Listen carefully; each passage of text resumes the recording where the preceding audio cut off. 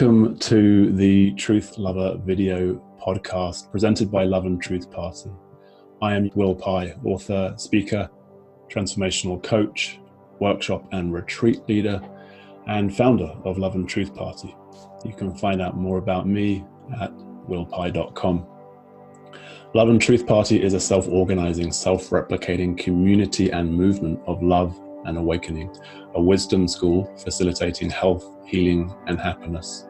Find us and join our mailing list at loveandtruthparty.org. We exist to empower the deep realization and integration of unitive consciousness, of one human being, and to inspire action in the world from this clarity as New Earth Ninjas, our playful avatar.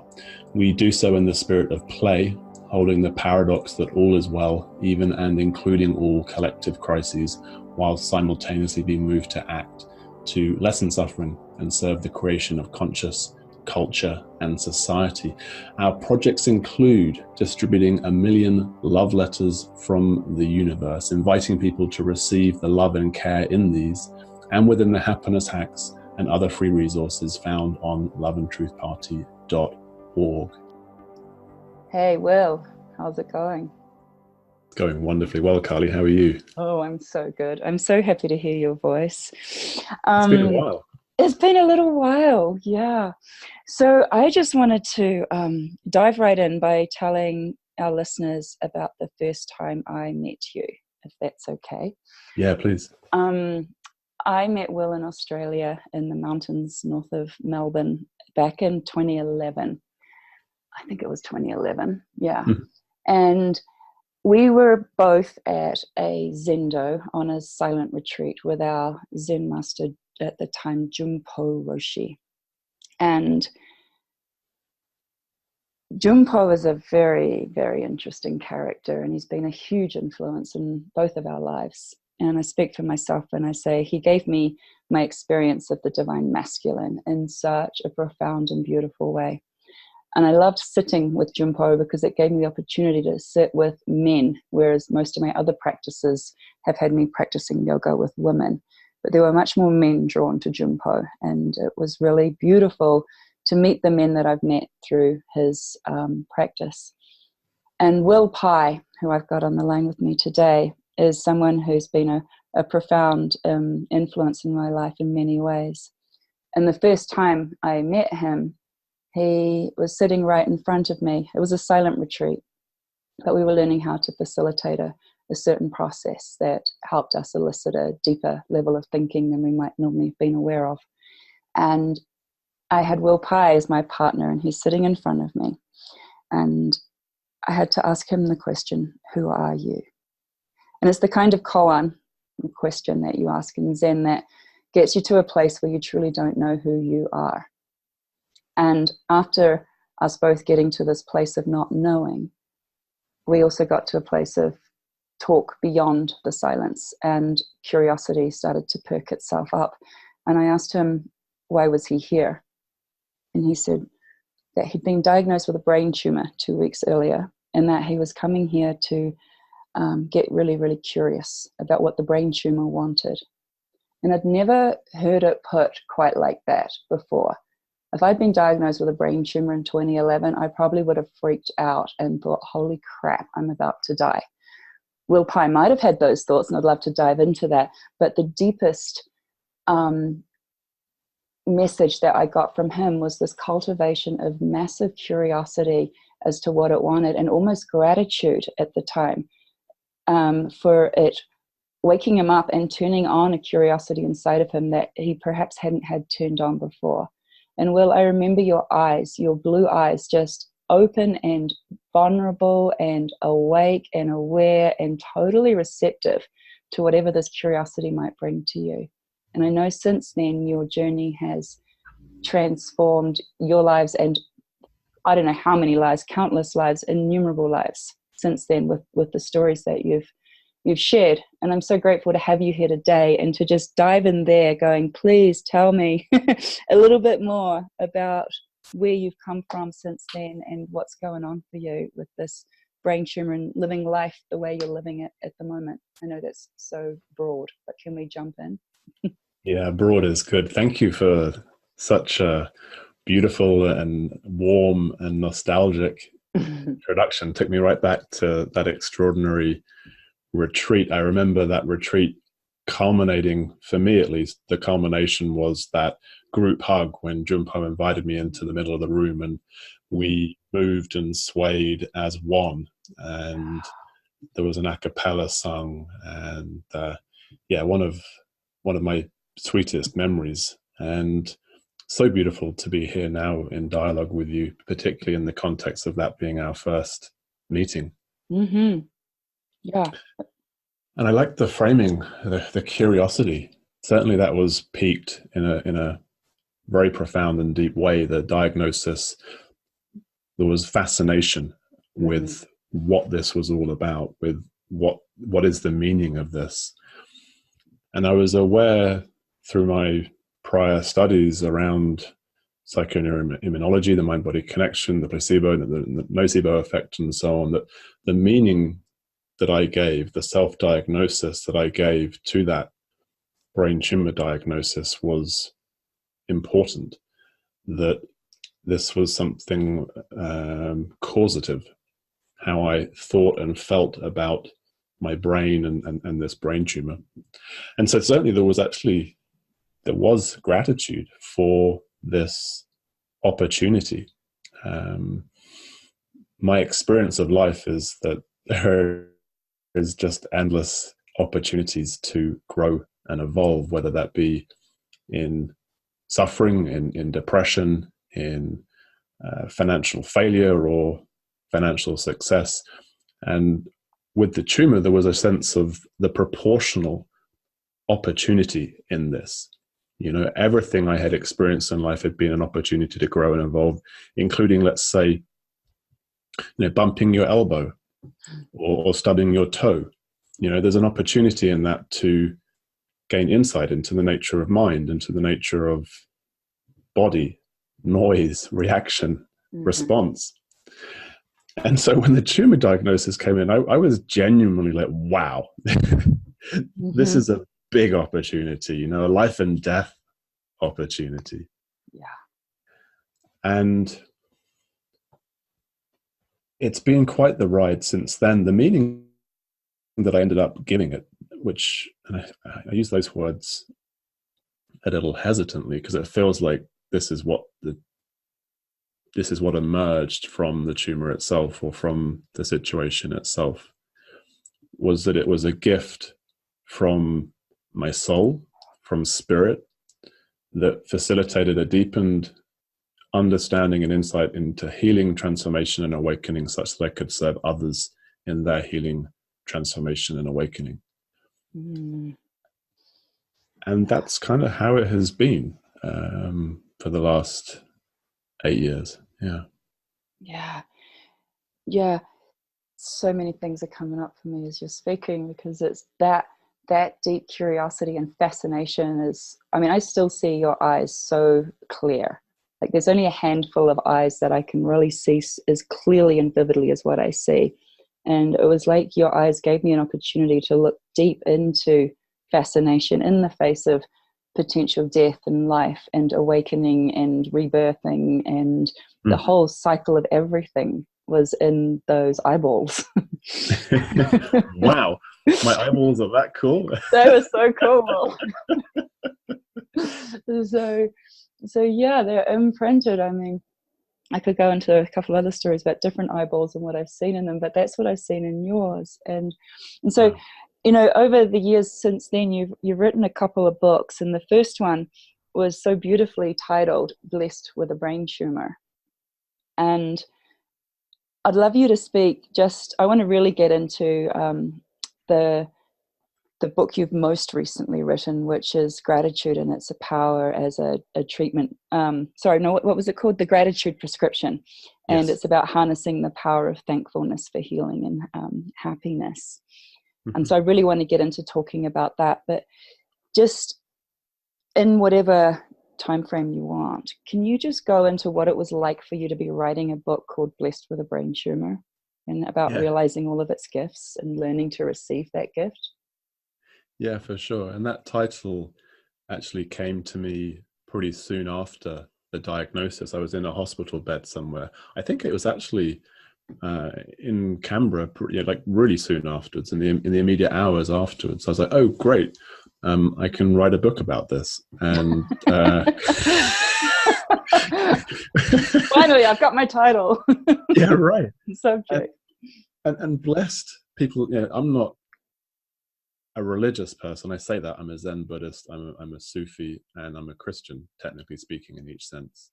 Mm-hmm. So I'm a deeply religious person in the Einsteinian sense of the mystery and the awe.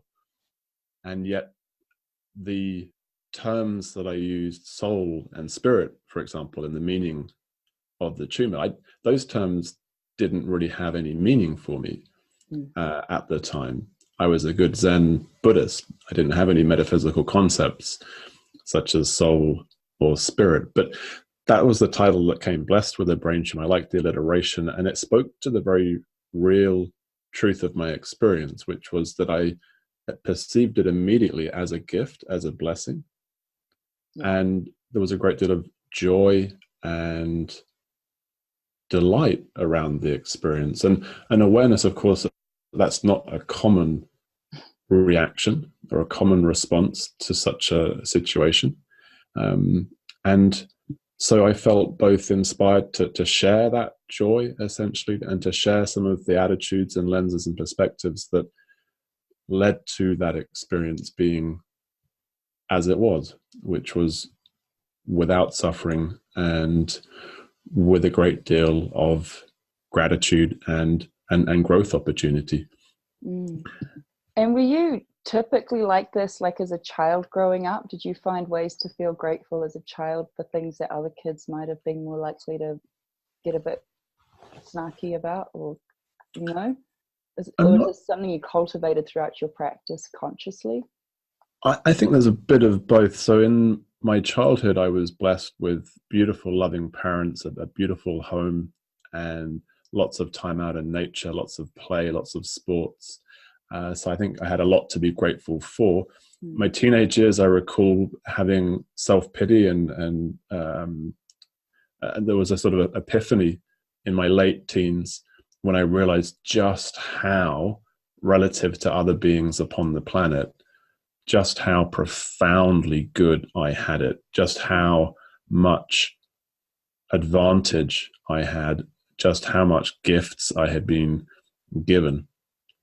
And from then, there was a willingness to cultivate the gratitude. And indeed, I went through a very deep and dark suicidal depression in my early 20s. And gratitude became my practice, my daily morning and evening practice to retrain my mind to be focusing on the abundance, to be focusing on the good, to be focusing upon what I do have. And that was, so I think I would say that I've been fortunate, very fortunate in my life to be inclined towards an optimism. Also, it's been a training and a practice that I've utilized as well. Beautiful. Yeah, I can really appreciate that. There's times when you can think of it, like I had a similar upbringing. I was very, very blessed. I didn't really want for anything, and I had a lot of time in nature and outside as well. And my parents were very loving, although they did seem to fight with each other a lot, which did make things a little conflictual in my life. But at the same time, there was so much to be grateful for all the time. And so there was sometimes this push-pull feeling, and it sort of means in some ways I've had to be more, I feel for me, conscientiously focusing on being grateful, because as opposed to having the tendency to be more optimistic, I can have the tendency to be more naturally pessimistic.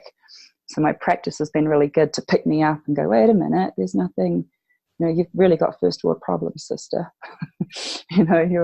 And to really conscientiously turn it around so I can see things more optimistically, constructively, and positively. But at the same time, I've been very aware of the times when I can do that, and then I'm bypassing what's actually going on, and it's not real.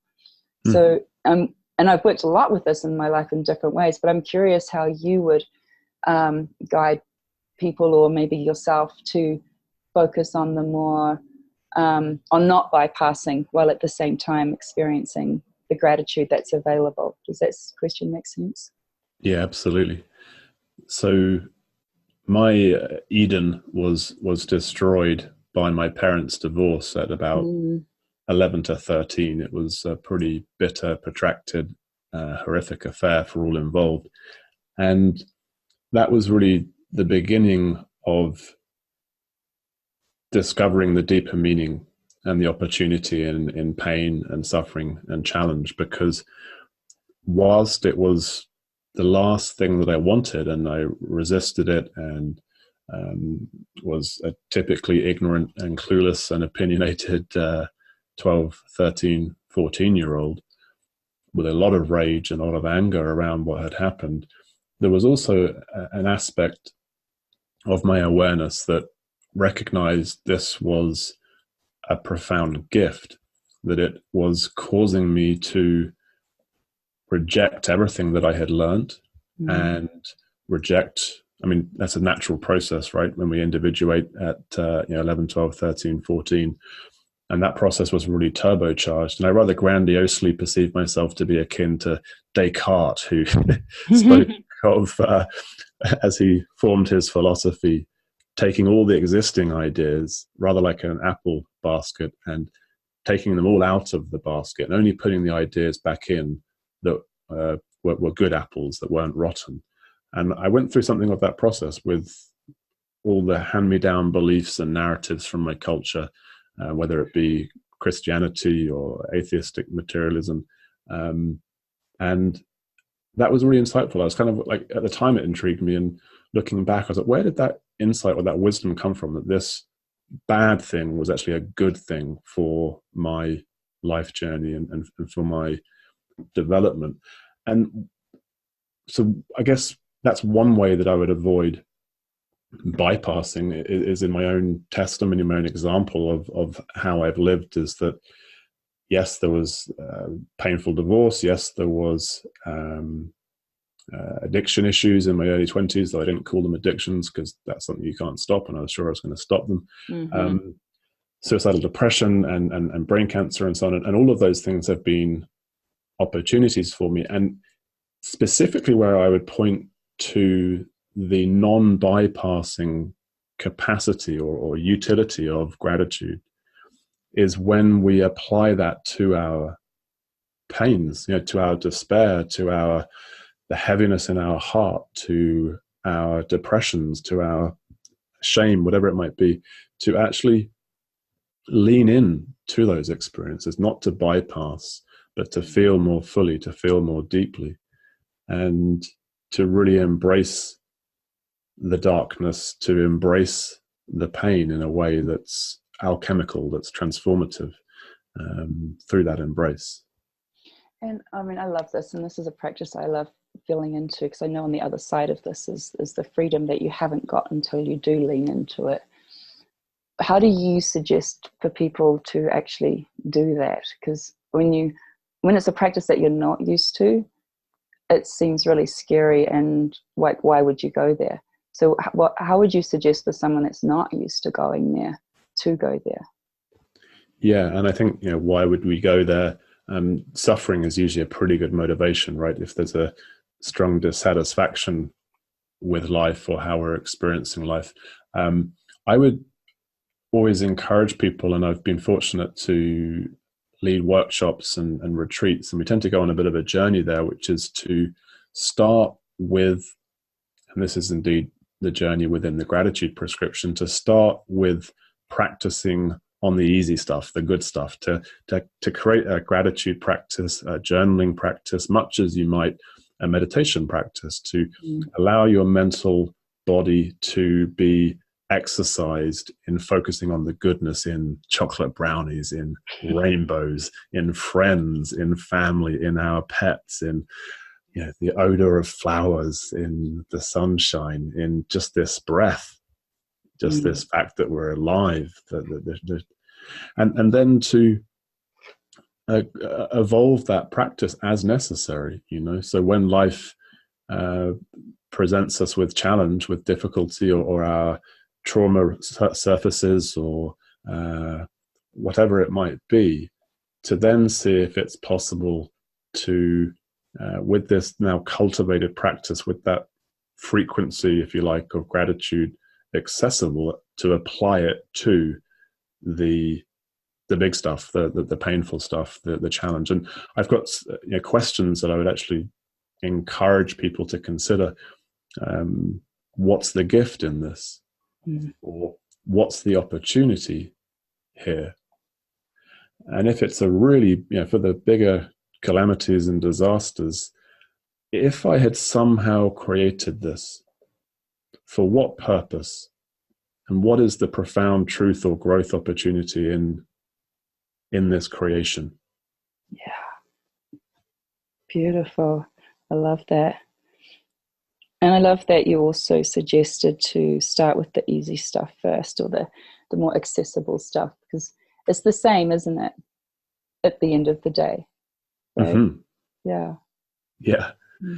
And it's like any practice, right? Like, both of us have been on journeys of evolution and growth, and whether it be with our yoga or with exercise, or we're playing the violin, or we're becoming a mother for the first time, there's a process of learning and growth and getting better at, through our stumbling and through our errors and through our inability, we discover the ability. And this is right. And I mean, this has been quite a hot topic, and with my clients recently is, I'm so willing and available, and yet it's not happening yet, and maybe I'm not meant to be doing this, and why isn't it happening now, whatever it might be. And the answer that keeps coming up is because all of these things that aren't happening are preparing you for when whatever it is does happen. Mm-hmm. So it's not that it's not happening, it's just that it's in the process of happening. And you just have to keep stumbling through a few things in order to learn how to cope with it when it does rise into your life. And for me, that would be my journey, like, pieces of through the infertility route, and feeling into what it would be like to not be a mother, and not give birth, and not be pregnant, and not breastfeed, and not share my DNA in the world, and what would be the gift in that. And I found so many gifts in not sharing my DNA. I mean, look at the population of the planet right now. So I could finally, I eventually settled into that. And I even found gratitude for my body for holding me back from contributing to a population problem, or for holding me back from having to decide about vaccinating my child. I'd never have to get involved so personally in that conversation. There were so many boons I could find in not having a child. And then all of a sudden, I'm pregnant, and miraculously so. And of course, immediately there's gratitude for that. And it just surprises me so deeply how gratitude can be applied to the very things we do want and the very things we don't want. Yeah, I love that description of what I hear is the surrendering the outcome and letting go of attachment to the outcome. And it sounds very much in that narrative that was part of creating the space, part of allowing the peace in the body mind, such that your beautiful child was able to, if perhaps looking down from the stars, who knows, depending upon our metaphysics, okay, she's ready now. Yeah, finally that woman got her shit together enough to let go, enough to relax enough so that I can actually come in. Yeah. Right. And then the gratitude that comes when you go, after considering this body as infertile, barren, inept, all the things that a woman's supposed to be able to do, and this body couldn't apparently do it. And all of a sudden, this body has morphed itself into a stargate. I'm like, wow, that's fascinating. That's absolutely incredible. And something from nothing comes. And that something is so radiant and full of light and joy and natural gratitude. Like yesterday he turned 2, and he got his first Happy birthday. experience. Yes, I know. I kept him alive for 2 whole years. But his natural gratitude in receiving presents, like he's never really received presents as such before. We haven't really done Christmases. That he's really, he's only 2, so he got his first presents, and just watching his eyes just expand, like, for me, and I get to open this, and it was natural astonishment, wonder, joy, fascination, like what's inside, and the pure bliss and joy at looking at the ducks on the paper that wrapped it up, and these sorts of things. And I'm really looking at it going, wow, imagine if we could apply this kind of fascination and astonishment to everything, and then later being able to just let it go and walk along in the woods and be distracted by a flower and wanting to pick it and look at the beauty of it, and that was ever much as joyous as the monster truck that he got. Yeah, right. And the good news is we can, right? I mean, we're both familiar with Ken Wilber, and he talks about the pre-trans fallacy, that the innocence of the child or the joy of the child is different to the innocence or the joy of, we could say, awakened mind or awake consciousness. Yeah. And clearly it is, right? Because I know that this consciousness has been through the lack of wonder and the lack of awe and the self-pity and the fear and depression and so on. And those little descriptions that you give, that is largely how I experience reality, going on a walk and being like a child, looking at the leaves, looking at these flowers that we've really probably never actually looked at. Like the mind says, oh, that's an X or a Y, and we think that word is somehow representative of that flower or that tree or that leaf. But to really get up close and discover that marvel, awe, wonder are vibrations, experiences available to us every day if we choose to open to that. Right. And yet we can do it with the fullness of all of us that's experienced such despair and pain and suffering as well. And I love that you've reminded me about the pre-trans fallacy, because we can get very caught up in looking at children and the innocence of them and forget that we have that same innocence within us, and it is in a way fuller because of the pain and suffering that the time of life, the passing of life has imbibed and imbued throughout the system of the body mind. For sure. I think there's a certain heroism and indeed revolutionary, evolutionary function in seeing the world as it is, in all its insanity and utterly unnecessary suffering and falsehood and hatred and death and disease and all the rest, and to love it. Yeah. To let it break our hearts open and to appreciate it all, including the darkness, the difficulty, the challenge of being a human, collectively and personally. Oh, yes. Because what I'm hearing you talking about now is that ability to look at the let's just call it wars that are raging across the planet in different ways and to different extremes.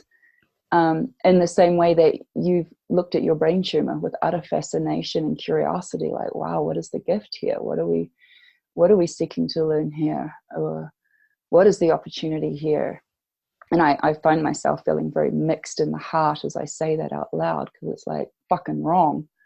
And at the same time, without it, would we develop the compassion that we're developing? And that and another grandiose moment arose in my experience when a similar comparison was made with the opportunity and function of the brain tumor and the potential opportunity and function of our collectively facing the possibility of destroying ourselves as a species Mm-hmm. through making our beautiful planet Earth uninhabitable for us. Mm-hmm.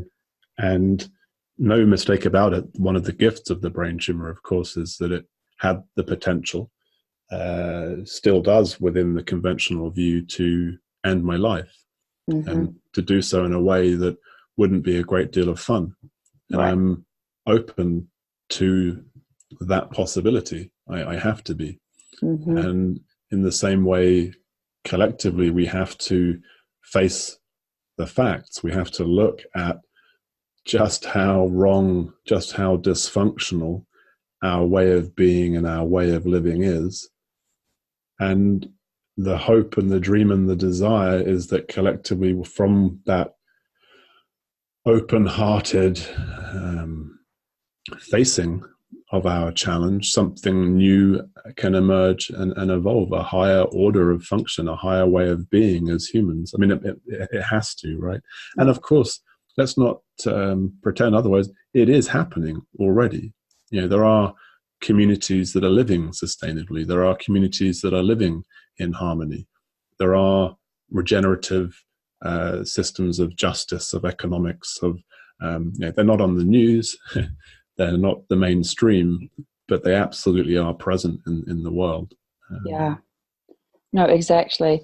Oh my goodness, there's so many places I want to go with everything you've just said. one of the I want to come back to sustainable communities and more about that, if it's, yeah.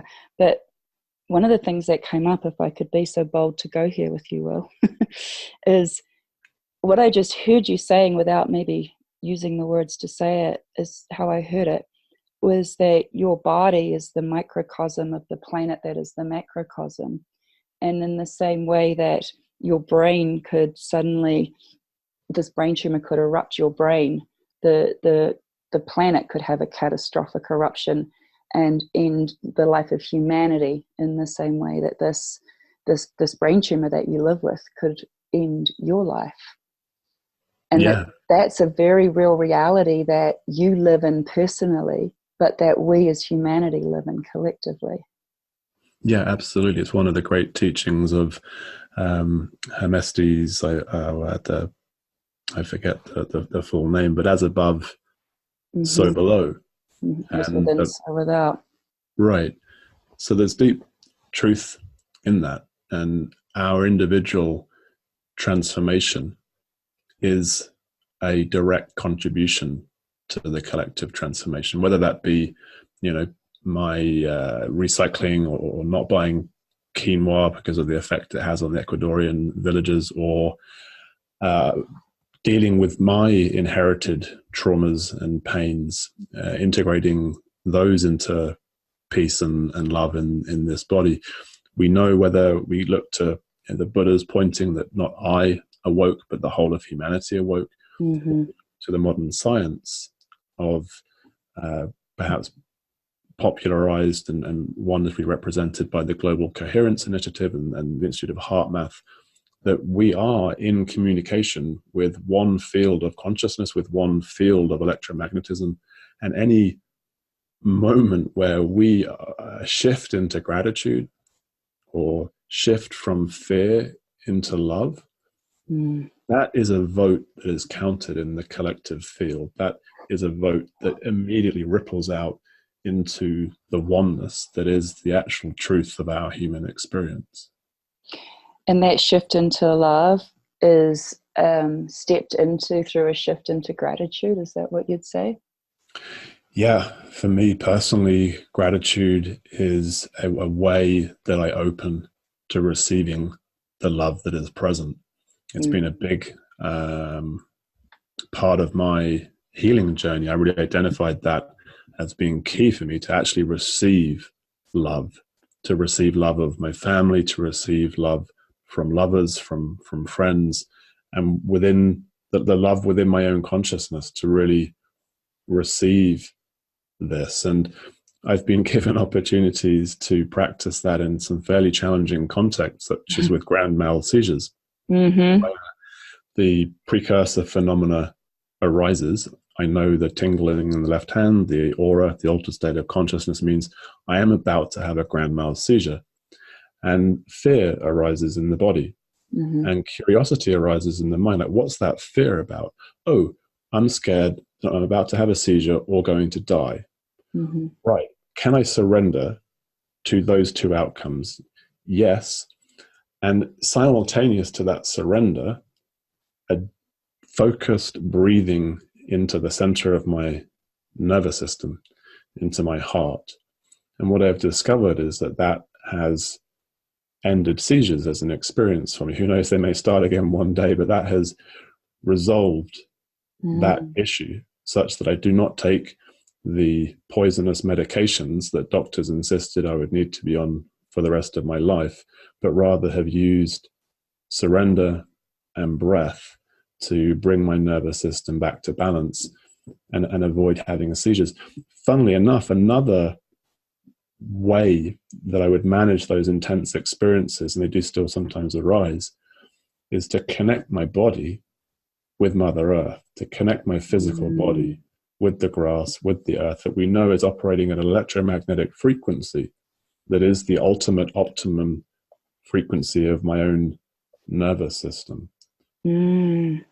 So Mother Earth is loving us, right? She's loving us with the oxygen she's providing, with the sun, of course, is also loving us with the light she's providing.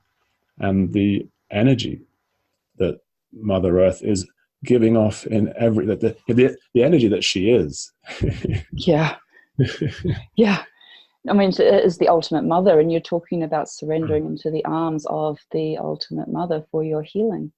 Mm-hmm. And, you know, and I, back to the personal, you know, my kid comes up to me and gives me his foot, go, "Mummy, kiss it better, owie."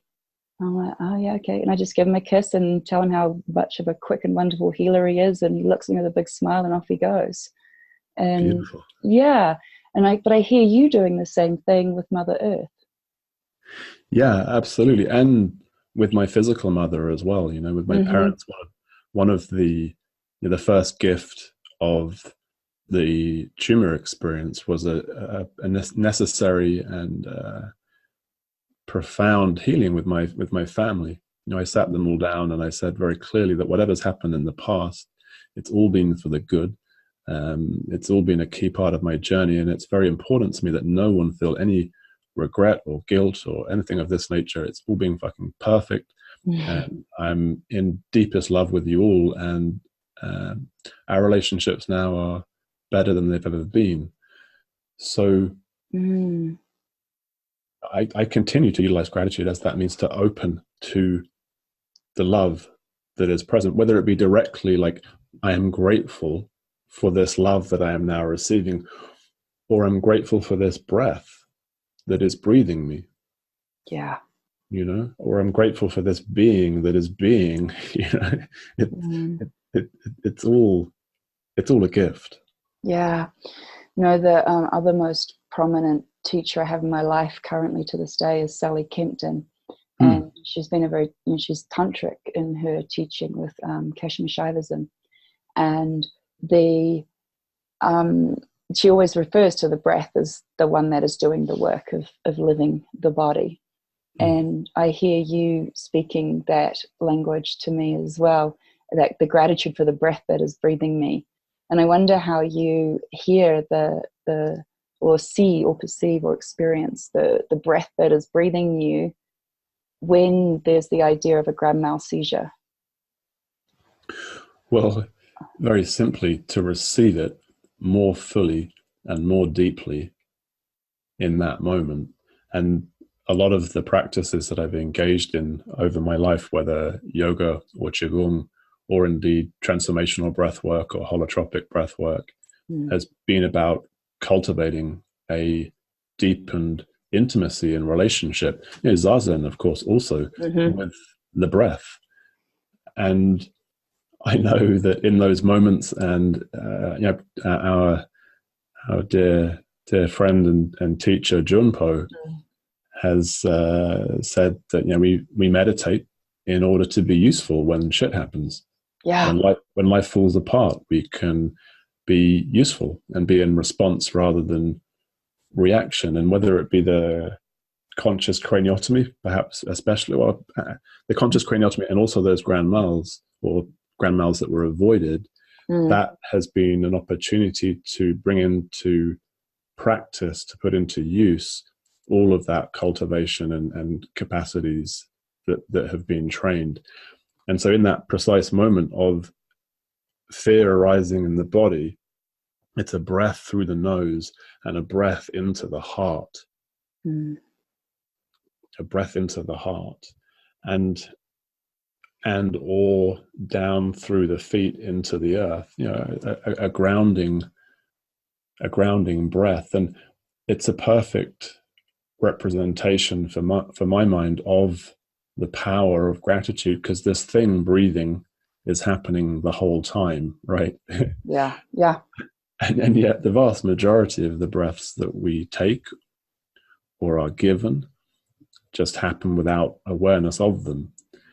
And one of the great games we get to play as humans, I feel, is to play with that breath, to receive it more fully, recognizing it to be the breath of spirit, the breath of life itself. And to, we know, even just from a scientific, classical physics perspective or biology, it shifts the nervous system. It shifts how we operate to take a deep breath. And we even have the Iceman, Wim Hof, becoming well known around the world, and some of the profound effects upon the physiological capacity and the immune response of the human body that is facilitated by a deep breath practice. Yeah, well, it's getting more oxygen into the cells, isn't it? And when the cells are more properly oxygenated, their capacity of function more fully and properly is enhanced. So it's kind of a no-brainer that that's what we want to do. Yet I look at so many people that breathe just into their chest. And if I watch my child breathe, it's a whole body breath. And so, that's interesting. Yeah, so somewhere along the way, we forget how to be breathed properly, and our nervous system and that animal, reptilian, old-fashioned mind, the original brain, clicks into its autonomic nervous system, putting us into the fight and flight responses, and the breath gets more and more shallow in the body and more constricted, and the whole body stops breathing. Yeah, I would watch my baby breathe, especially when he was just curled up into child's pose as a newborn. The whole body would just expand and contract, like a jellyfish, floating through the ocean. And I look at other humans now, adult humans, and it's not the whole body. It's so constricted, and that's just life happening, isn't it? But it's not being like JunPo has also taught us each and in very different and full ways to be at our breath and to be with our practice and to be aware of the shit that is arising in life. And like you said, to use this meditation as a way to be useful no matter what is going on. We can still be useful. We can still cultivate gratitude and loving kindness, and we can still breathe properly, so we can still oxygenate ourselves and do all of this, right? Right. And in terms of regenerative communities and an intelligent response to our collective challenges, it feels to me, for example, with this wonderful movement, Extinction Rebellion, that's very powerful here in the UK. And for me, what would make it an additional dimension of power would be if it actually really tapped into the spiritual truth of the human being. Same way that Gandhi did, in the same way that Luther King did, in the same way that Tolstoy did, the same way that Nelson Mandela did, to really harness that piece. So they've got the non-violent protest, the non-violent aspect key, but I feel there's an extra dimension that can be brought into that, which is a recognition of the unity of the human being and the essential peace that is our true nature. Yeah, and the one breath that we do truly take. And like you witness that one breath and that unity when I'm facilitating a yoga class, for example, and I held a class this week that had 70 people in it, and I had them all take a deep breath and a deep exhale, and this wave was happening in this group of people. And it's a beautiful thing to watch. And straight away I went to what I think you're talking to now is that unity of when we're working inside of ourselves to transform whatever it might be on a personal level, to then being the change that we want to see in the world, and seeing it reflected in the people that are then around us and working on similar stuff, because we've all got our stuff. And the unity of that one breath. Can you speak more to that movement that you just raised? Because I'm not sure I've heard of it here in America yet. Something in extinction, did you say? Okay, Will, are you there? I am indeed. I guess I dropped off. So I hope my recording is still recording. It's still recording. The light's flashing, so I think we're good. We're good. All right. Well, that was interesting. I was wanting to ask more about the movement that you said, and I couldn't remember what it was called, and I said the word extinction, and bam, we were gone. Yeah, kind of appropriate, right? A nice little humorous timing there. Cosmic jokers on us. And I actually wanted, so this is helpful for me, because speaking of breath and unity, there's a really nice, beautiful, profound meditation that I'd like just to share very quickly with our listeners, which is called Unity Breath. And it's very simple. We sit in our meditation practice in Zazen or Vipassana or whatever. Or if we don't have a practice, we just sit down and become aware of our breath. And probably with eyes shut, whatever works for the individual, we can then invite people into our circle to join in the breath. Now, it might be our grandparents or our parents if they've passed, or perhaps some of those figures that I mentioned earlier, a teacher.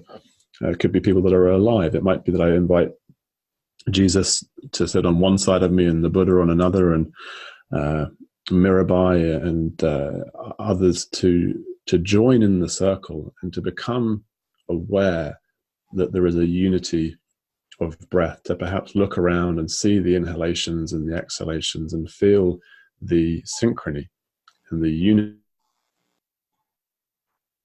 Well, hi Carly, you just dropped out again. So I just did a little unity breath meditation for a few seconds, and it's still recording, so I don't know how that's going to work in the edit, or you may find that it actually just flows not too problematically, so you're only gone for the briefest moment.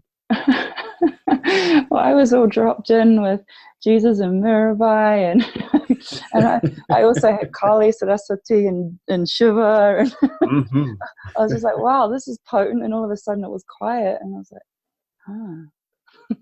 dropped into the deepest stillness, or maybe the internet's dropped out, or maybe both. Oh my God. But it's just so curious when these things happen that the unity is still there, because I can still feel you. It didn't feel like you'd gone. Right. And yeah, I don't want to make too many metaphors, but yeah, it's all just perfect. Well, thank you for sharing that meditation. I look forward to listening to it in the replay. Did you want to add more to that, or could we segue more on to I wanted to talk more about your book in the time that we've got left, and the gratitude prescription. Am I still playing? Can you hear me? I can hear you. Okay, yeah, great. Let's talk about the gratitude prescription. Yeah, sure. I guess because he set it up into 4 different parts, and the first part is gratitude's many powers, and the second is becoming grateful for your entire life.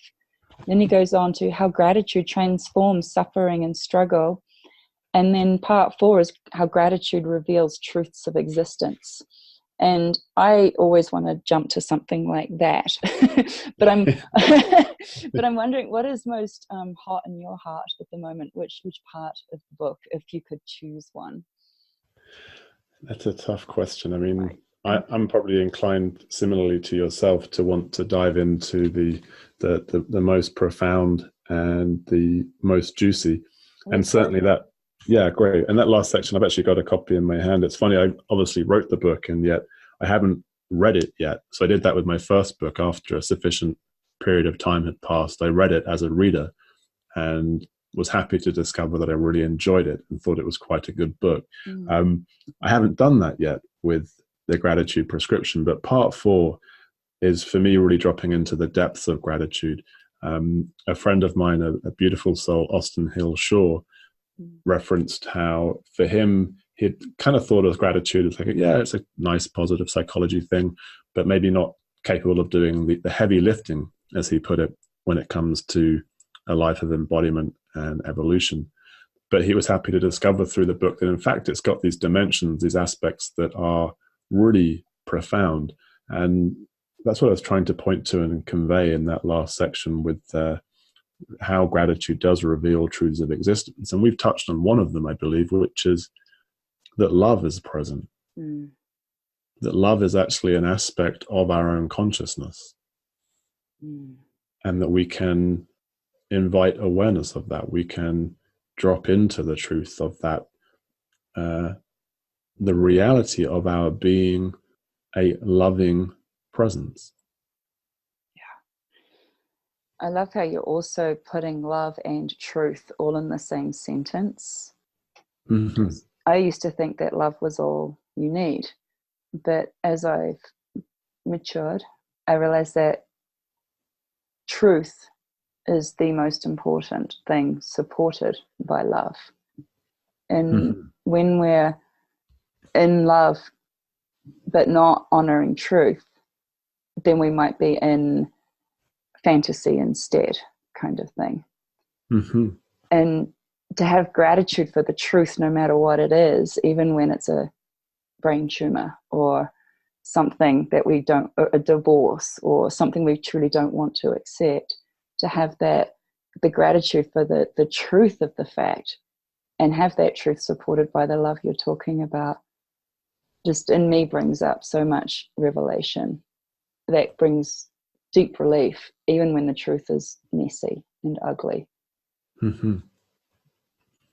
Yeah, love and truth are my guiding lights, watchwords, and I have a community and a movement called Love and Truth Party. And viewers, listeners rather, may like to check that out, loveandtruthparty.org, where they can access love letters from the universe. My friends and I, we have a lot of fun handing out love letters from the universe that point people to the truth that they are loved and inherently worthy.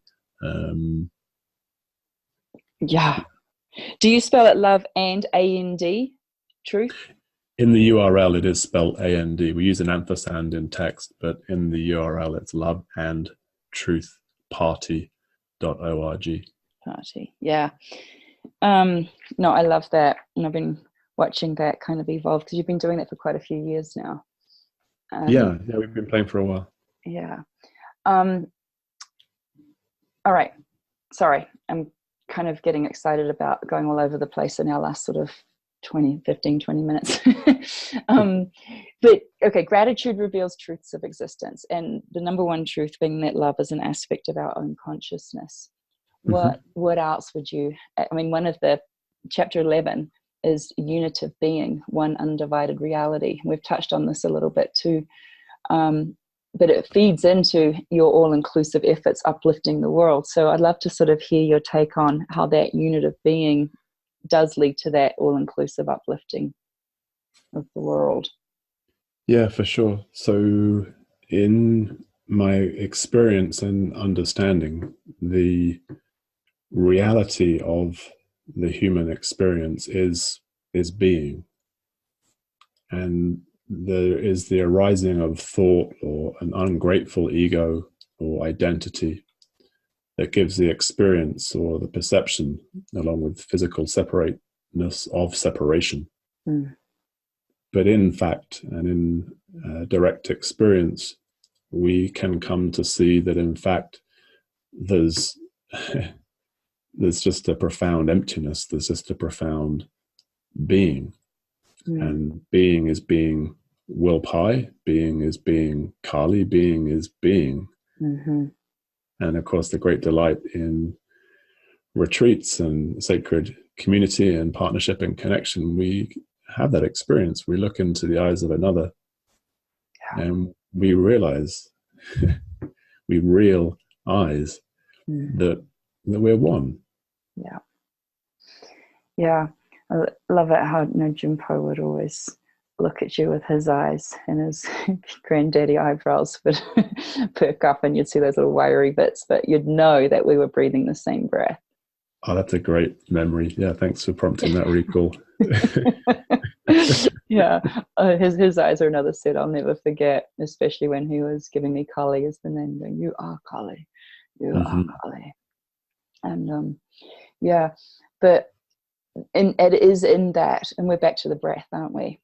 And back to the eyes, and back to seeing through the eyes of the one same united soul of this undivided reality.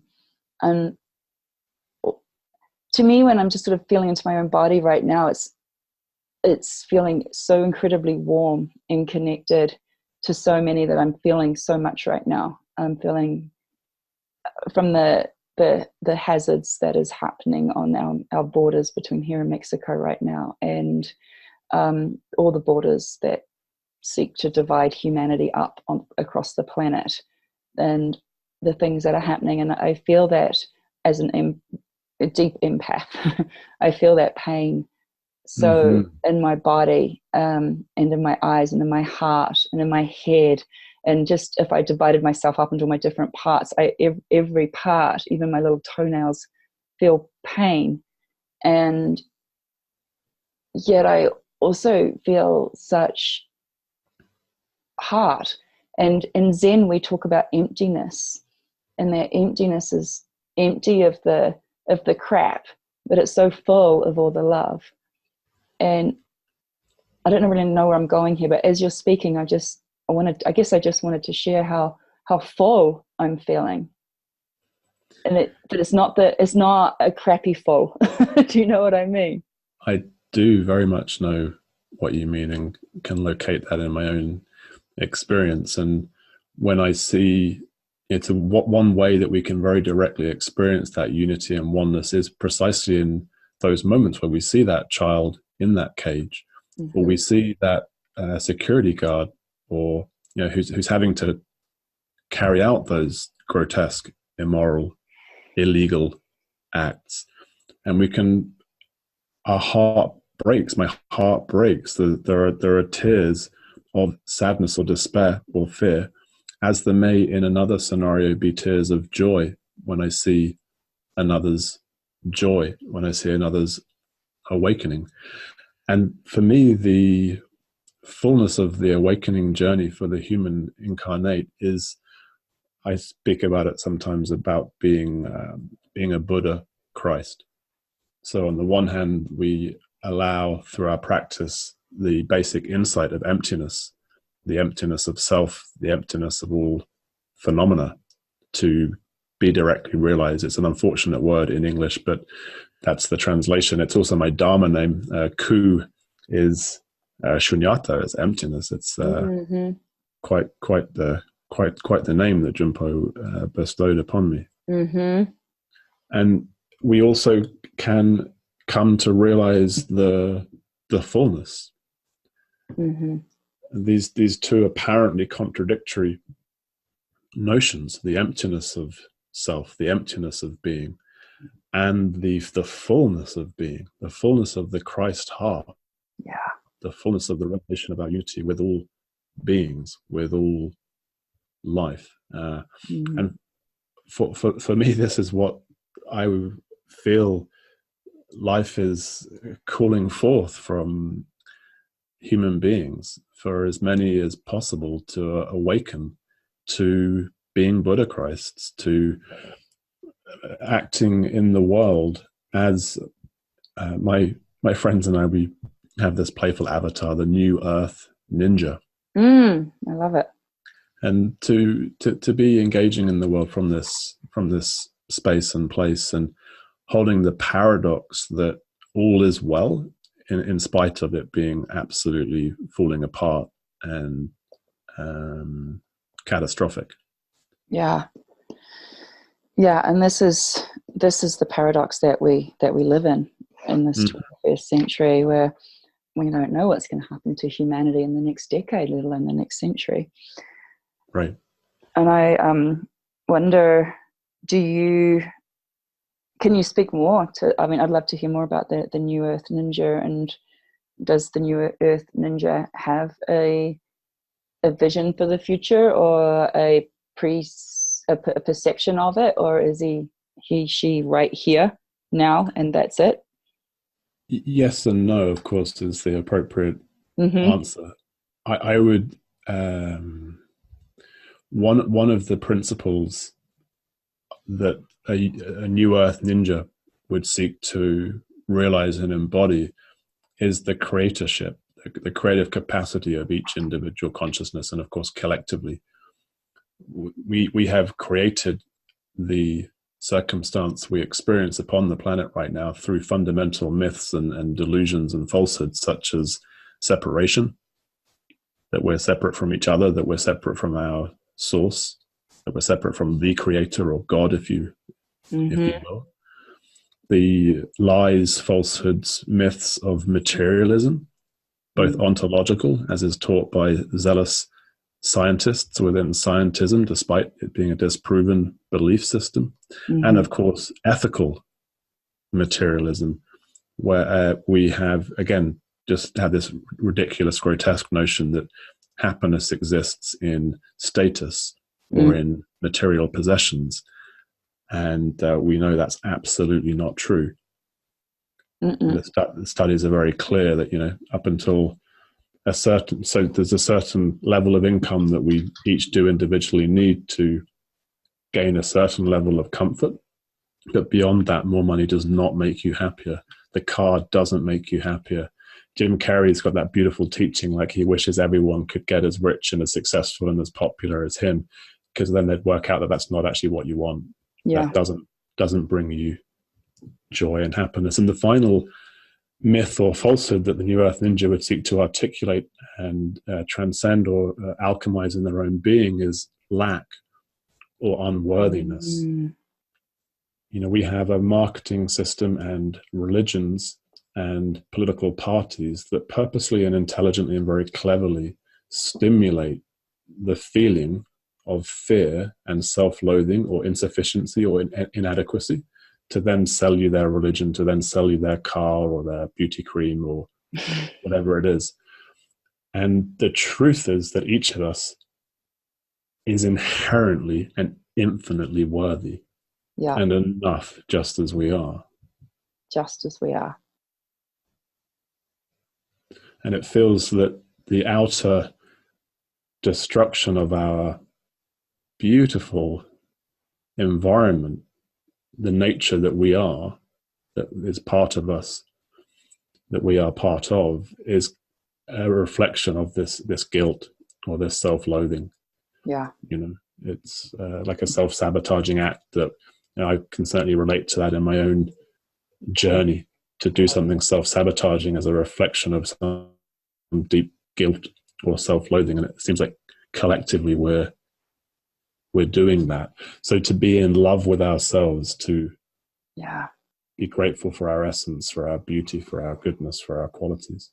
I did a different interview with an MIT physicist, Peter Fikowski, and one of the questions I asked him was about climate change, was what can we as householders do to help, save the planet?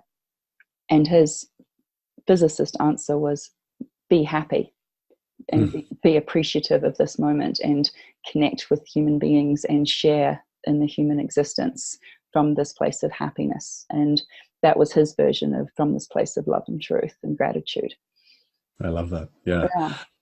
I mean, the opportunity to love Mother Earth, right? To hug the trees, to enjoy lying down, to, as we spoke of earlier, to take a walk, and not to get anywhere or to get exercise but just to be in the awe and the marvel and the enjoyment and the celebration of the beauty of this planet that we find ourselves upon. Yeah. And with that, then when you've got that creativity, your power, so when you've got that gratitude, your power to create and manifest and call in the life that you're here to live opens up in a more flowful way. This is what I've experienced when I'm grateful for the life that I'm living, like when I'm grateful for my infertility, when I'm grateful for the things that I actually didn't think I wanted in my life, then the flow of true creative power opens up. And, for me, in came a miraculous baby. And I see that in part 2, you've got a chapter 7, your creative power. Have you got a moment before we close to just maybe help the listeners land on how gratitude can lead to their creative power in living the life they came here to live? Yeah, I think you touched on it really nicely, that in a radical gratitude, in a gratitude for everything, in a surrender, there's actually something powerful and creative in that. I'd also point us to what the research very powerfully represents, which is that a practice of gratitude. So the standard one would be a morning and evening minute or two, perhaps, written is most effective to engage the whole brain. To write in the present tense, I am grateful for, I am feeling grateful for, and to note things through the day, or things perhaps that you're looking to experience in the day upcoming, will change your physiology, your neurology, your psychology, and indeed your sociological functioning. People become more generous, they become more effective members of society through practicing gratitude.